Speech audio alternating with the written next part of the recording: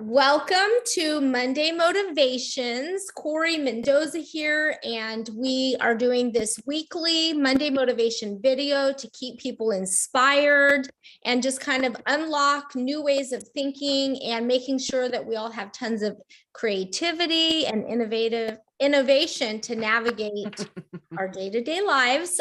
Today we have Melissa Russiano with us. And I'm just thrilled to have her on the show. She's a wealth of knowledge and she's going to make you laugh. She's going to keep us on our toes. So Melissa Russiano is a firecracker who wakes up stuck and stagnant people through the vehicle of therapy as a licensed clinical social worker. She provides a unique approach to her clients in multiple states and on a virtual platform. And by the way, she did this way before everybody had Zoom on their home computer. Before it was trendy. Yes. Her passion is growth and healing through education, which includes training the future generation of social workers as a graduate school professor. She openly shares her dreams of living on the beach, yet resides in blizzard country, and considered applying to be on Survivor because she learned she would have to give up caffeine. Melissa will challenge you to think differently, empower you to make changes, and encourage you to embrace the fact that life is not perfect, but if you're ready for it, it will be perfect for you. Welcome to the show. So Thank you. Excited to be here. Yay.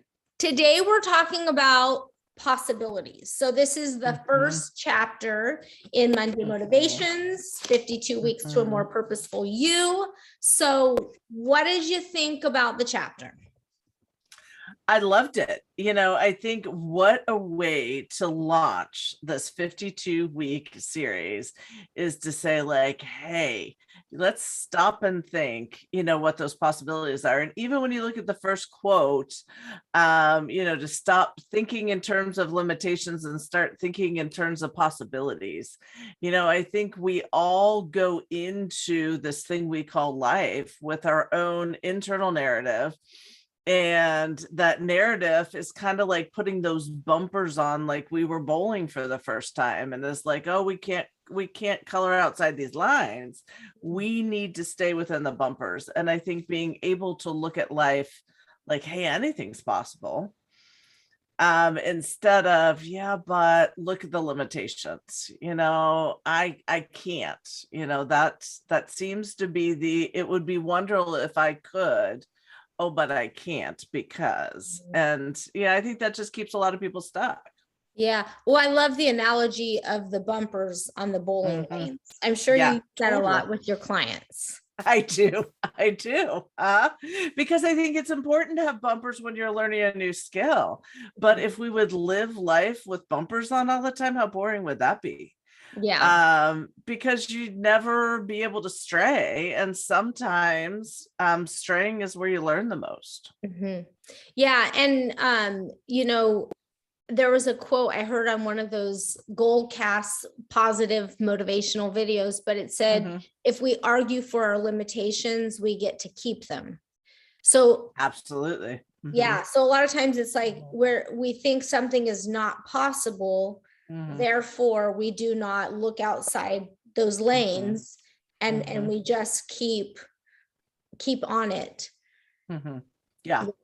Yeah, absolutely. I knew we were speaking today and I was, doing a little bit of recon of like, okay, how succinct can I be so I can sound fabulous for Corry? And I came across a quote by Henry Ford that says, whether you think you can or you think you can't, you're right. And I think that goes perfectly in line with what you're saying is as soon as you put those limits up, people back down and then they're never willing to take that step to achieving that potential and to leading that intentional life, and that's where people thrive.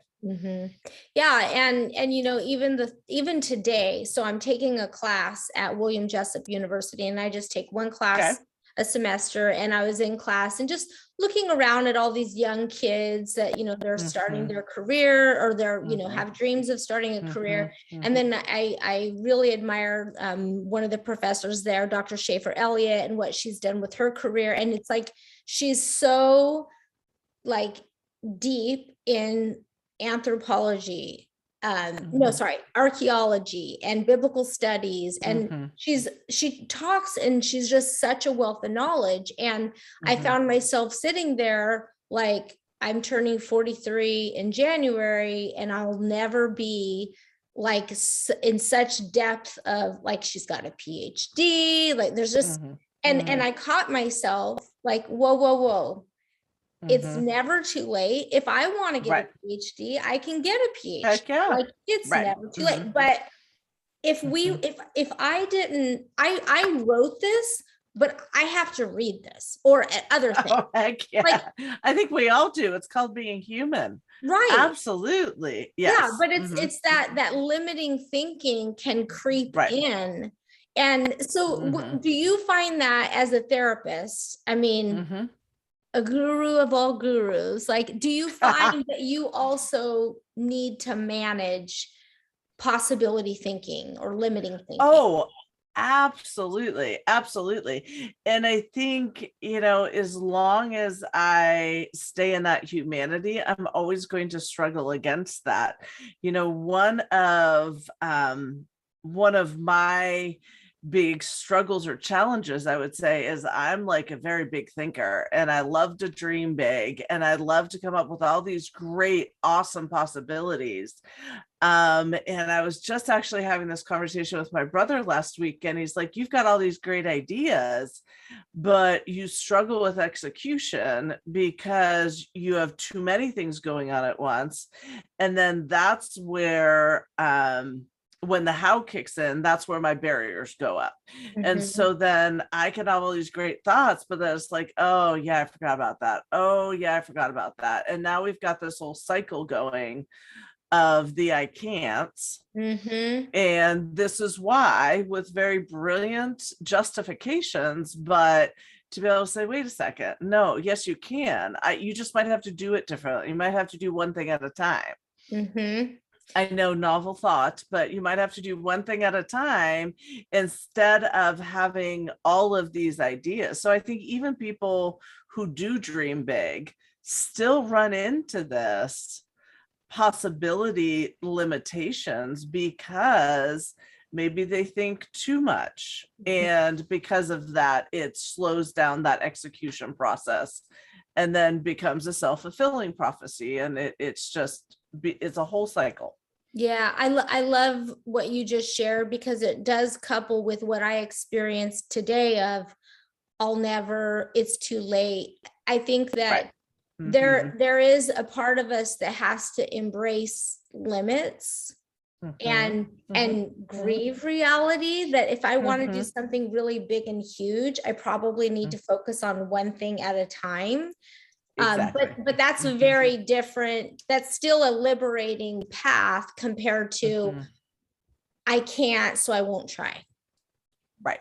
Totally. Or I don't see how I can get from point A to point Z, so I think it's not possible. I think that's the big thing that this was trying to uncover. Yeah, absolutely.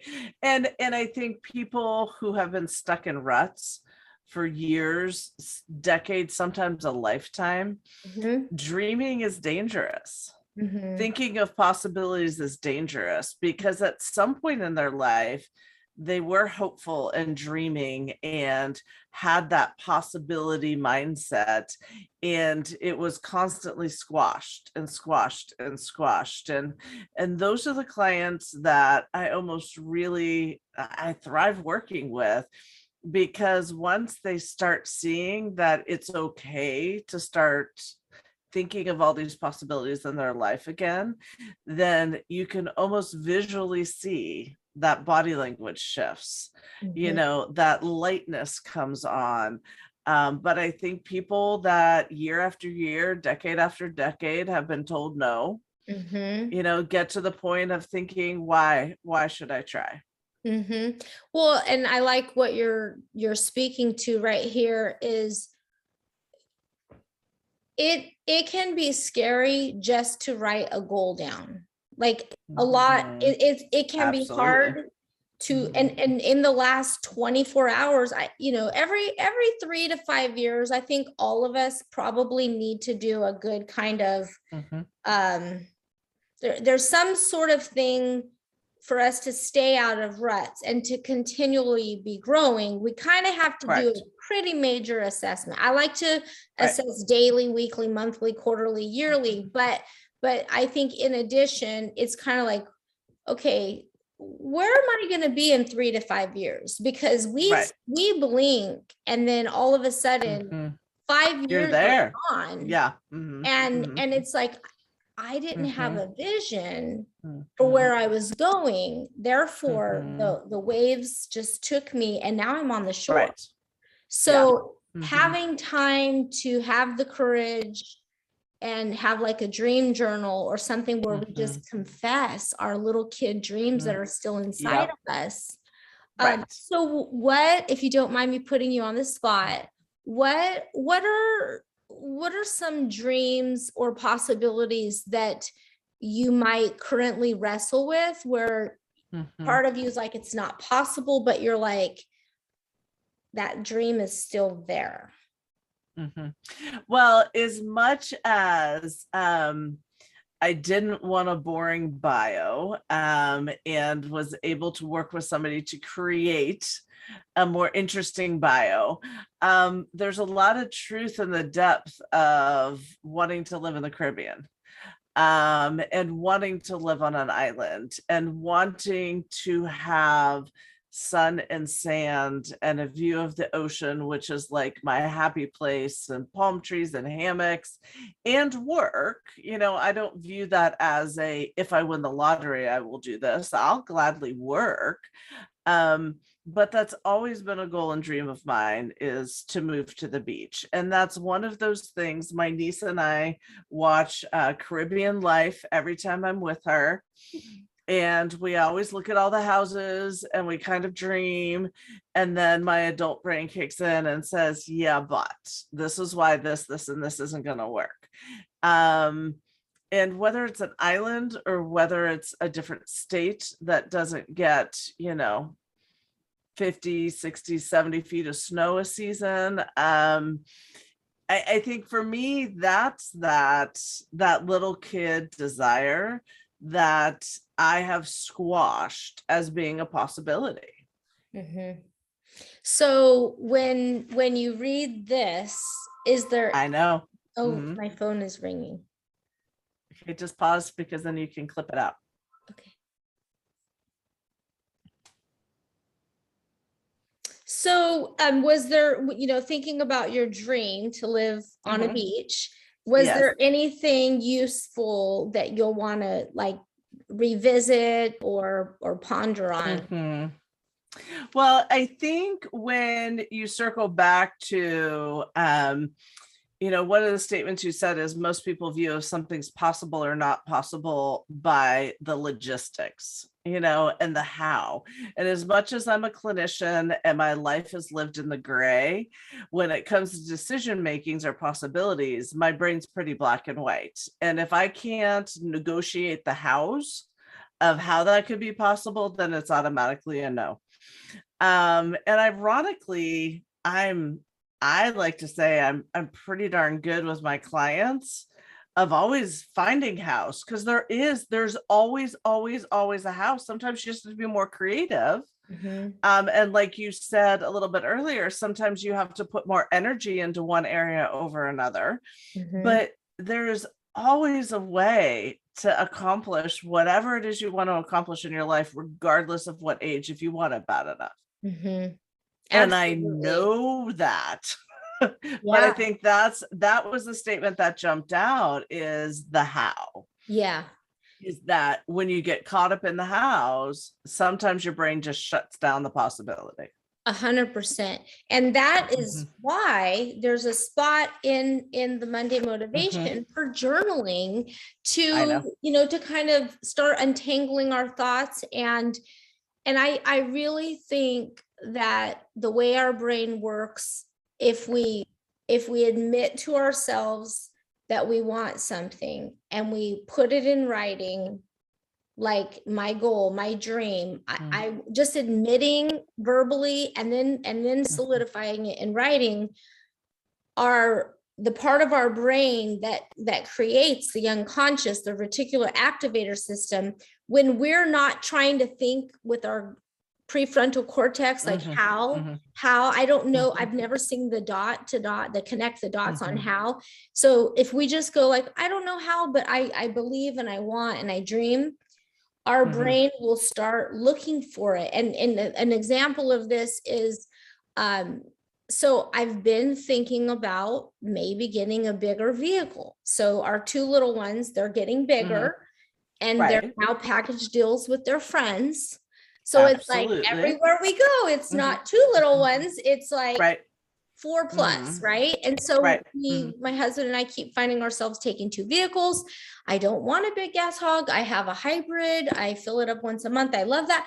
But I'm starting to want is starting to like, well, I would like all the kids and all of us to be able to go together. So everywhere I drive, I'm noticing Suburbans, Denali's, the Cadillac Escalade, like all the big vehicles. And I know, and then I'm talking about it with people. So then people are like, well, have you gone here? Or have you thought of this one? It's lower on gas. Like, so the how, it almost kind of comes together. Right. But what is it? Why do you think we get stuck with the how? Well, I think the how, it just becomes that speed bump. In the sense that it slows us down to the point that fear of failure or the fear of, oh yeah, it's just going to blow up my face again. Why should I try? Or making a bad decision when I get that first gas bill. Absolutely. Exactly. With the vehicle. Absolutely. And so in those cases, I think it's just enough to activate that fear center. That I think a lot of us tend to live our life through that lens of fear of the what ifs. Well, what if I purchase this and my gas bill's too high? What if I move to St. Thomas, St. John?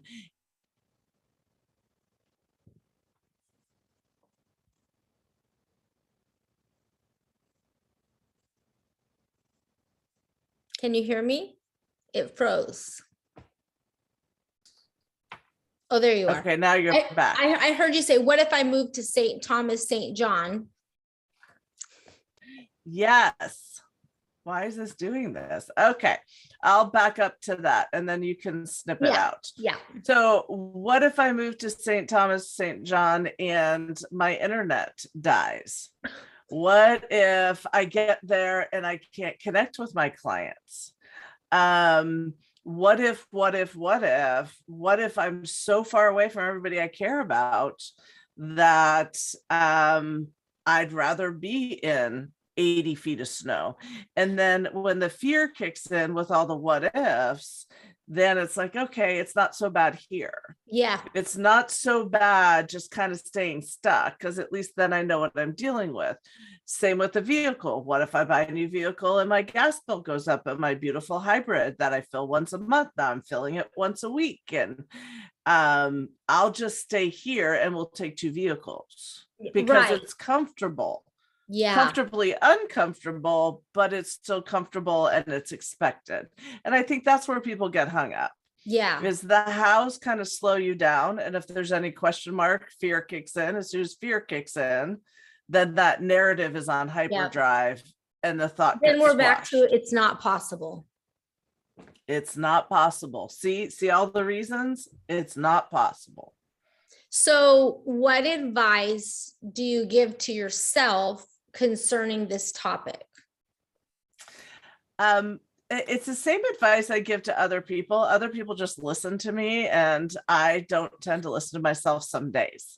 But anything is truly possible, and to keep your narrative in check and to kind of know what your inner critic is saying, what those pushback words are in your brain, how you're shooting down those hows without even doing a problem solving exercise. But absolutely anything is possible if you want it bad enough and if you're willing to put the legwork in to get there. And sometimes that means you need to hire a coach to kind of kick you in the butt.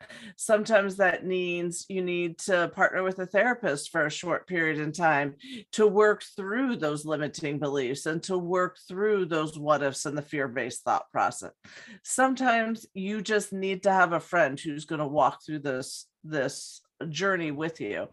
But I think really to keep an eye on what is the story you're telling yourself about this possibility. And my guess is it's skewed because of fear of failure or fear of trying or fear of rejection, whatever this possibility is. And so then that's when you need to start challenging some of those thoughts, because staying stuck, yeah, it's quote unquote safe, but you're not living life that way. No. And then it won't be possible because you're not trying. Right. So, it's just take one step at a time, and absolutely anything is possible. I love that. Anything is possible. Dare to dream. That's what absolutely. I would sprinkle on top of what you said is like, dare to dream. Like what? Like, I want to be 90 and still dreaming about cool things and still going after cool things, right? Like, I don't want a stuck, like, I love your bio. You work with stuck and stagnant people. And speaking of that, you are an amazing therapist, and people can all over the country do sessions with you because absolutely. You've established your platform and your methods on how you do that long before COVID. So people can get a hold of you on at melissarussiano.com, and that's MELISSARUSSIANO.com. And I'm sure this will be posted someplace. You also have a really fun Instagram page where you're always posting things to keep people inspired, motivated, and in a possibility mindset. So absolutely. And sort of as kind of a wrap up to this conversation, one of my dreams was always to launch a private practice. And I was a single mom at the time, not getting child support. And so the thought of launching a private practice was like, when I save enough money to feed my child, when I have enough in the bank, had a great opportunity come my way, happened to be in Pittsburgh for the weekend, and I saw a sign that said leap and the net will appear. And I think sometimes when it comes for possibilities, you've got to leap and trust in yourself that all of those details that you don't necessarily know the how to, they're gonna fall into place. That was 14 years ago. I've never looked back. I can't imagine I even paused and hesitated, but it was that sign that was like, all right, I'm taking the leap. And we did awesome. And I'm so grateful that I took that chance. And I really would love to encourage anybody reading the book, listening to this, just to know that it's so worth whatever energy, whatever time, blood, sweat, tears, the good, the bad, the ugly. At the end of the day, it's your dream. It's your possibility for your life. We only get one, and it's time to leap.